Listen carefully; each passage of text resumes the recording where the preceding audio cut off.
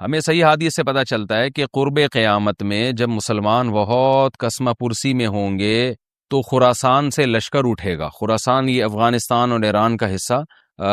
اس علاقے کو نبی صلی اللہ علیہ وسلم کے دور میں خراسان کہا جاتا ہے، جس میں قندھار بھی آتا ہے، ایران کا بھی حصہ آتا ہے اس میں. تو یہاں سے لشکر اٹھے گا، مجاہدین لڑیں گے، بہت بڑی تعداد میں دنیا میں جہاد ہوگا، کیونکہ مسلمان ظلم کی چکی میں پس کے تنگ آ چکے ہوں گے، اور لڑتے لڑتے حدیث میں آتا ہے اتنی بڑی بڑی لڑائیاں ہوں گی کہ 1/3 مسلمان شہید ہو جائیں گے اس میں، 1/3 مجاہدین جو لڑنے والے ہوں گے، اور 1/3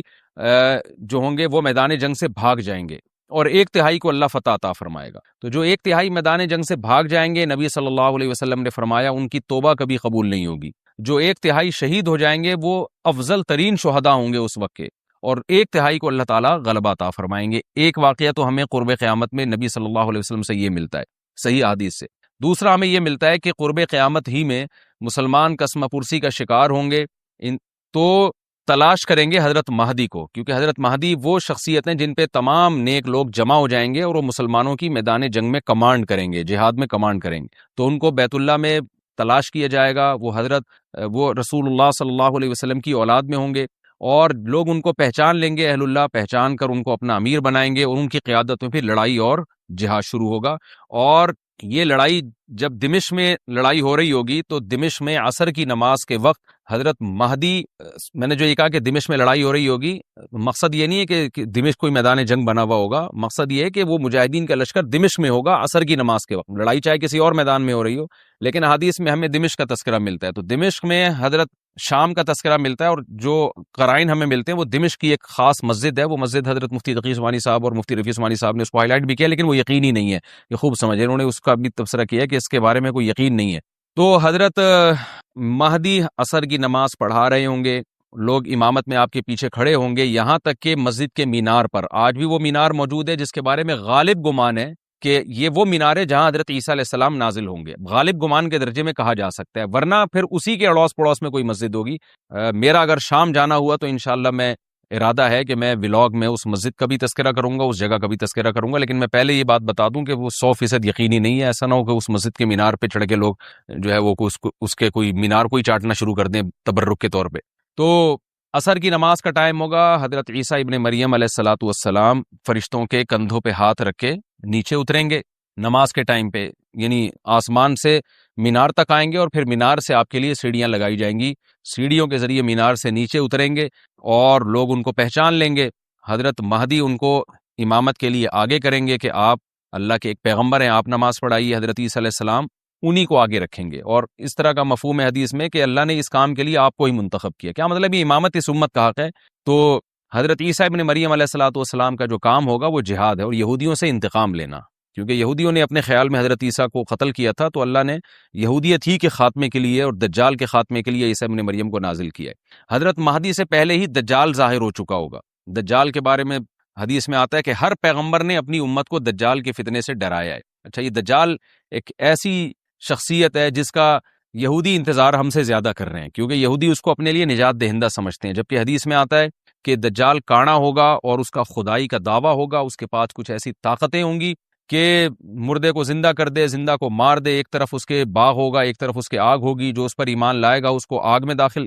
باغ میں داخل کرے گا، اور جو اس پر ایمان نہیں لائے گا اس کو آگ میں داخل کرے گا. اور رسول اللہ صلی اللہ علیہ وسلم نے فرمایا اس کی جو آگ ہے حقیقت میں وہ جنت کا باغ ہوگا، اور اس کا جو باغ ہے حقیقت میں وہ جہنم کی آگ ہوگی. تو جو نبی کی باتوں پہ یقین کرتے ہیں وہ دجال کے فتنے سے محفوظ رہیں گے. اور حدیث میں سورہ کہف کی بھی تلاوت کا حکم ہے. جمعے کے دن جو کہف کی تلاوت کرتا ہے اللہ اس کو دجال کے فتنے سے محفوظ رکھتا ہے. اب آپ دیکھیں یہ سورہ کہف میں ہی قیامت کی علامات کا تذکرہ ہے نا، تو شاید اسی وجہ سے کیونکہ جو سورہ کہف پڑھتا رہے گا وہ یاجوج ماجوج کے واقعات بھی پڑھتا رہے گا اور اللہ کی قدرت کے واقعات بھی پڑھتا رہے گا، تو دجال کے فتنے سے اللہ اس کو اس برکت سے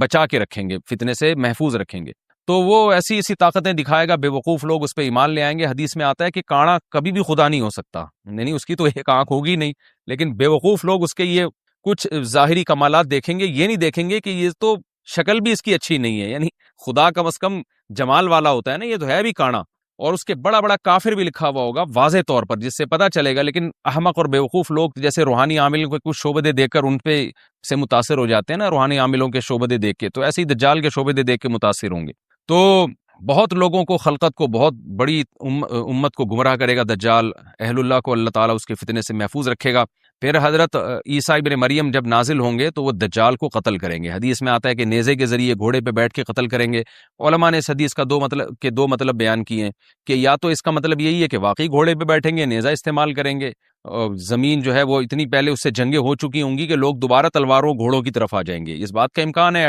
ہر ملک ایٹمی طاقت بن چکا ہے، تو اگر یہ ایٹم بم سارے ملک آپس میں چلا دیں تو ہم دوبارہ گدے گھوڑوں والی زندگی پر آ جائیں گے، ٹیکنالوجی ساری تباہ و برباد ہو جائے گی، انسان کی ترقی۔ تو اس بات کا بھی امکان ہے کہ کوئی اس سے پہلے ہو سکتا ہے کوئی ایسی جنگ عظیم ہو کہ انسانیت دوبارہ پہاڑوں پتھروں کے دور میں آ جائے۔ لیکن ظاہر یہ معلوم ہوتا ہے کہ رسول اللہ صلی اللہ علیہ وسلم نے جو کلام کیا ہے، ظاہر ہے اس دور کے لحاظ سے جو لوگوں کے جہاں تک جو لوگوں کی مینٹل اپروچ ہے وہاں تک، تو نبی صلی اللہ علیہ وسلم میزائل یا اور ٹینکوں کا تذکرہ کرتے تو کیا سمجھ میں آتا؟ تو گھوڑے سے مراد ہے جو اس زمانے کا گھوڑا ہوگا، اور نیزے سے مراد ہے اس زمانے کا جو اسلحہ ہوگا، کیونکہ نیزہ نبی کے دور کا ایک مناسب اسلحہ تھا اور گھوڑا نبی کے دور کی میدان جنگ کی ایک مناسب سواری تھی۔ تو اس سے یہ بھی پتہ چلتا ہے کہ ہو سکتا ہے عیسیٰ ابن مریم نیزے کے بجائے کوئی کلاشنکوف کا استعمال کر لیں، تو یعنی وہ نیزہ جو ہے وہ اس کلاشنکوف کی یا جو بھی اسلحہ اس وقت حضرت عیسیٰ ابن مریم استعمال کریں گے اس کی ایک تعبیر ہے، تو اس کا بھی پورا امکان ہے۔ تو ہمیں بہرحال اتنا ایمان ہمارے لیے ضروری ہے کہ دجال کو قتل کرنے والی جو ذات ہے جو شخصیت ہے وہ عیسیٰ ابن مریم علیہ الصلاۃ والسلام ہے۔ تو حضرت عیسیٰ کے ذریعے اللہ تعالیٰ دجال کو قتل کریں گے، اور حضرت عیسیٰ کی قیادت میں زبردست جہاد ہوگا۔ حدیث میں آتا ہے کہ عیسیٰ ابن مریم اس دنیا کو امن سے بھر دیں گے، اتنا امن ہو جائے گا اور اتنی مالی فراوانی ہوگی، اتنی مالی، کیونکہ دنیا میں مال بہت ہے، ڈسٹریبیوشن صحیح نہیں ہے، جو تقسیم ہے نا مال کی وہ ظالمانہ ہے، جس کی وجہ سے غریب سے غریب تر ہے، امیر سے امیر تر ہے۔ حضرت عیسیٰ ابن مریم ایسا نظام قائم کریں گے کہ جس سے مال کی صحیح تقسیم ہو، اور لوگ اٹھیں گے، زکوٰۃ کا مستحق تلاش کریں گے، اور لوگوں کو زکوٰۃ کا مستحق نظر نہیں آئے گا، غریب تلاش کرنا مشکل ہو جائے گا۔ یعنی ایک آدمی، حدیث کے مفہوم ہے کہ زکوٰۃ لے کے گھومتا رہے گا اور اس کو کوئی غریب نہیں ملے گا، اتنی مالی فراوانی ہو جائے گی۔ پھر ترمذی کی روایت میں آتا ہے کہ اللہ کی طرف سے برکتیں ایسی نازل ہوں گی کہ بڑے بڑے انار پیدا ہوں گے، بڑے بڑے انگور پیدا ہوں گے، زمین اپنی برکتیں کھول دے گی، اور حضرت عیسیٰ علیہ السلام خنزیر کو بھی دنیا سے ختم کر دیں گے خنزیر کی نسل کو ختم کر دیا جائے گا، وَيَضَعُ الْجِزْيَةَ، اور جزیے کا نظام ختم، اما الاسلام و اما السیف، یا تو تلوار یا اسلام، اس کے علاوہ نہیں۔ تو نبی صلی اللہ علیہ وسلم کو اللہ نے جس مقصد کے لیے دنیا میں بھیجا تھا، اس مقصد کی جو تکمیل ہے وہ عیسیٰ ابن مریم کے ذریعے۔ باقی اس میں حکمتیں کیا ہیں، اس پر میرے الگ سے بیانات موجود ہیں کہ اللہ نے حضرت عیسیٰ ابن مریم کا انتخاب کیوں کیا اس کام کی تکمیل کے لیے، اسی امت میں کوئی کیوں منتخب نہیں کر لیا، یا یہ کہ پیغمبر صلی اللہ علیہ وسلم ہی کے ذریعے پوری دنیا میں اسلام کو غالب کر دیا جاتا، اس میں کیا حکمتیں ہیں، اس پر میرے الگ سے بیانات موجود ہیں۔ ابھی تو میں کوشش کرتا ہوں کہ تفسیر سے میں جو ٹو دا پوائنٹ بات ہے اس سے یہاں اس لیکچر میں نہ ہٹوں۔ تو اسی وقت حضرت عیسیٰ ابن مریم اس کو یاجوج ماجوج کو قتل کریں گے اور دنیا انصاف سے بھر جائے گی، اور اللہ تعالیٰ نے جو پیغمبروں کو دنیا میں بھیجا تھا اس کا مقصد کیفیت اور کمیت دونوں لحاظ سے حاصل ہو جائے گا۔ اس کے بعد پھر آہستہ آہستہ دنیا میں زوال شروع ہوگا، اور پھر جب پوری دنیا کے لوگ زوال کا شکار ہوتے ہوتے کفر کی طرف جائیں گے، گناہوں کی طرف، اور حدیث میں آتا ہے جب تک ایک شخص بھی اللہ کا نام لینے والا ہوگا اس دنیا پر قیامت نہیں آئے گی، یہاں تک کہ آخری شخص جب دنیا سے اٹھے گا جو اللہ کا نام لیا کرتا تھا، تو اس کے بعد اللہ تعالیٰ سور پھونکیں گے، جبریل کو حکم دیں گے سور پھونکنے کا، اور اس دنیا کو تباہ و برباد کر دیا جائے گا۔ تو آگے قرآن کہتا ہے وَنُفِخَ فِي الصُّورِ، اور پھر سور میں پھونکا جائے گا، فَجَمَعْنَاهُمْ جَمْعًا، پھر ہم ان تمام انسانوں کو جمع کر دیں گے، وَعَرَضْنَا جَهَنَّمَ يَوْمَئِذٍ لِّلْكَافِرِينَ عَرْضًا، اور قیامت کے دن ہم جہنم کو یومئذ، جس دن ایسا ہوگا یعنی جس دن سور پھونکا جائے گا، یہ دوسرا سور مراد ہے، لِلْكَافِرِينَ عَرْضًا، کافروں کے سامنے پیش کر دیں گے، الذین کانت اعینہم فی غطاء عن ذکری، یہ وہ لوگ ہیں جن کی آنکھیں میری یاد سے پردے میں پڑی ہوئی تھیں، یعنی میری یاد کی چیزیں ان کو نظر ہی نہیں آتی تھیں، غفلت میں پڑی ہوئی تھی جن کی آنکھیں، وَكَانُوا لَا يَسْتَطِيعُونَ السَّمْعَ، اور یہ سننے کی صلاحیت بھی نہیں رکھتے تھے، نہ حق بات سنتے تھے نہ حق دیکھتے تھے، بس اپنے خواہشات کی جو چیزیں ہیں وہ ان کو اچھی لگتی تھیں اور وہی ان کو سمجھ میں آتی تھیں۔ تو یہ ہمارا رکوع الحمدللہ کمپلیٹ ہو گیا۔ اس رکوع میں ہمیں بہت سارے اسباق ملتے ہیں، میں نمبر وار اس کو مختصراً بیان کر دیتا ہوں۔ پہلی بات تو یہ کہ دیکھیں اللہ تعالیٰ نے کیسے کیسے بادشاہ دنیا میں بھیجے ہیں اور کتنے پاورفل بادشاہ۔ حضرت ذوالقرنین کا نام ہی قرن والا، دو کناروں والا، زمین کے بہت بڑے حصے کو حضرت ذوالقرنین نے فتح کیا، اور اللہ کے نیک بندے کیسے اللہ کے راستے میں لڑتے رہے ہیں۔ تو یہ جو لوگ بیٹھ جاتے ہیں نا بس عبادت کرو اور لڑائی وڑائی اسلام میں ہے ہی نہیں، یہ دنیا میں کوئی بھی عقل مند اس نظریے کا حامی نہیں ہوگا۔ تو طاقت اور قوت کی اسلام میں بہت زیادہ اہمیت ہے۔ اس سے ہمیں یہ بھی پتہ چلتا ہے کہ اپنے ملک کی، خاص طور پر اسلامی ملک کی جو فوجی قوتیں ہیں، جو فوجی طاقتیں ہیں، ان کی ہمیں قدر کرنی چاہیے، کیونکہ اگر کوئی بھی ملک عسکری لحاظ سے کمزور ہو جائے، کیونکہ اللہ تعالیٰ تو جو عسکری لحاظ سے طاقتور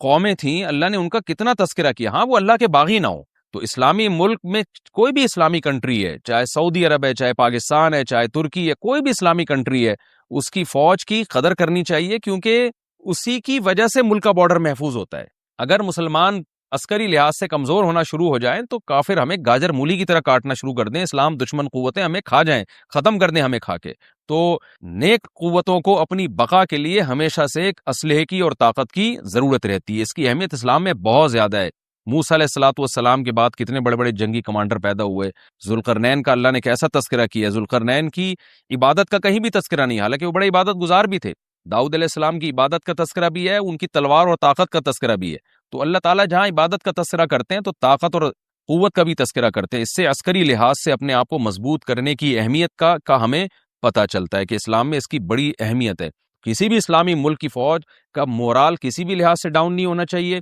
اور عسکری لحاظ سے وہ کسی بھی لحاظ سے کمزور نہیں ہونی چاہیے، اور اس کو چاہیے کہ اعدوا لهم ما استطعتم من قوہ پر عمل کرے، کہ قرآن کہہ رہا ہے روز بروز اپنی طاقت اور قوت میں اضافہ کرنے کی کوشش کرو۔ اس سے مسلم قوم کو کبھی بھی غافل نہیں ہونا چاہیے، اور کوئی بھی ایسا کام جس سے مسلمان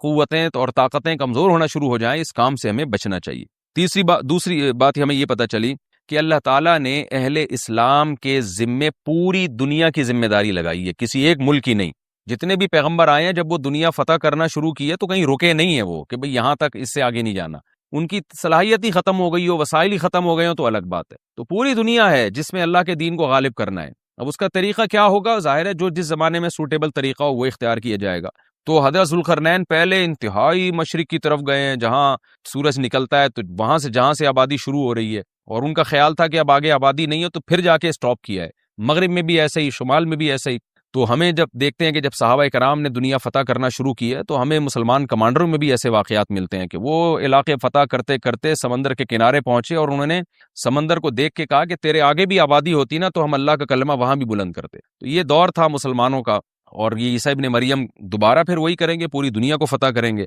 تو حضرت ذوالقرنین کے اس واقعے سے پتہ چلتا ہے کہ پوری دنیا کی ذمہ داری اللہ نے ہمیشہ سے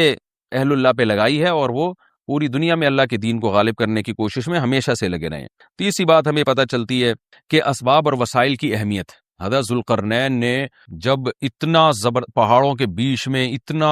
یعنی لوہے کی پلیٹیں لگا کے، تانبا پگھلا کے آہنی دیوار بنائی ہے تو خوش ہوئے ہیں، ھذا رحمت من ربی، یہ میرے رب کی رحمت ہے۔ تبھی تو اللہ کا شکر ادا کیا نا، خوشی پہ شکر ادا کیا جاتا ہے۔ تو اس سے یہ بھی پتہ چلتا ہے کہ سائنس اور ٹیکنالوجی، دیکھیں یہ کام ٹیکنالوجی کے بغیر ممکن نہیں تھا۔ تبھی تو اس قوم نے کہا نا ذوالقرنین سے کہ ہم پیسے آپ کو دیں گے، لیکن ہمارے پاس وہ وسائل نہیں ہیں، وہ ٹیکنالوجی نہیں ہے ہمارے پاس۔ اور بظاہر ایسا لگتا ہے کہ ان کے پاس لوہا بھی تھا، تانبا بھی تھا، کیونکہ حضرت ذوالقرنین اب یہ تو نہیں ہے نا کہ زمین کے مشرق کی طرف دوبارہ لوہا جمع کرنے گئے ہوں، تو وہیں سے جو کچھ ہوگا نکالا ہوگا۔ تو وسائل اس قوم کے پاس تھے، ٹیکنالوجی نہیں تھی کہ اس لوہے کو اور اس تانبے کو پگھلا کے دونوں پہاڑوں کے بیچ میں پلیٹیں کیسے بنانی ہیں، اور ان کو کیسے ان کے بیچ میں تانبا کر کے کہانی دیوار بنائیے، یہ ٹیکنالوجی ان کے پاس نہیں تھی۔ تو اس سے ہمیں ٹیکنالوجی کی ویلیو کا بھی پتہ چلتا ہے۔ آج مسلمان اس میں بھی بہت پیچھے چلے جا رہے ہیں اور اس کو مذہب سمجھنا شروع کر دیا ہے، یہ بات بھی غلط ہے۔ حضرت ذوالقرنین نے اتنی طاقت اور قوت کا استعمال کیا، اور اتنے زبردست طریقے سے اس وقت جو بھی اس سوٹیبل ٹیکنالوجی تھی اس کا استعمال کر کے دو پہاڑوں کے بیچ کے راستے کو بند کر دیا،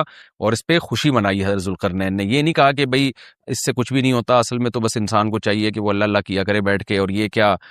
اللہ سے بس مدد مانگو، اللہ ہی۔ یاجوج ماجوج کے بارے میں ان کو کہہ دیتے ہیں ذوالقرنین کہ تم سب رات کو تہجد میں اٹھ کے دعائیں مانگو، اللہ یاجوج ماجوج سے تمہیں بچا لے گا۔ نہ نہ نہ، حضرت ذوالقرنین نے کہا دعائیں بھی مانگو، یقیناً حکم دیا ہوگا دعائیں مانگنے کا، لیکن ہم پورے اسباب اور وسائل استعمال کریں گے، لوہے کی پلیٹیں بنائیں گے، تانبے کو پگھلائیں گے، اوپر چڑھائیں گے، اور اس طرح سے پوری مضبوط دیوار بنائیں گے۔ آج مسلمان ہاتھ پہ ہاتھ رکھ کے بیٹھ گیا ہے، اور وظیفوں میں اور جو ہے بس وہ چند صبح شام کے وظیفے پڑھ کے وہ سمجھتا ہے کہ ساری دنیا کے سارے مسائل کا حل اس سے ہو جائے گا۔ ایسا نہیں ہے، آپ کو بہت زیادہ ترقی کرنی ہے، بہت زیادہ اسباب و وسائل میں آپ کو غیر مسلموں سے آگے نکلنا ہے۔ جیسے کہ قرون اونا کے اولا کا مسلمان نکلا تھا، تبھی اللہ نے اس کے لیے دنیا میں فتوحات کے دروازے کھولے تھے۔ تو اللہ ہمارے لیے فتوحات کے دروازے جبھی کھولے گا جب ہم عبادت کے ساتھ ساتھ سائنس اور ٹیکنالوجی کے میدان میں بھی آگے بڑھنے کی کوشش کریں۔ اور ہمیں قرب قیامت کی علامتیں بھی اس رکوع میں پتہ چلتی ہیں۔ ہمارا رکوع کمپلیٹ ہوا۔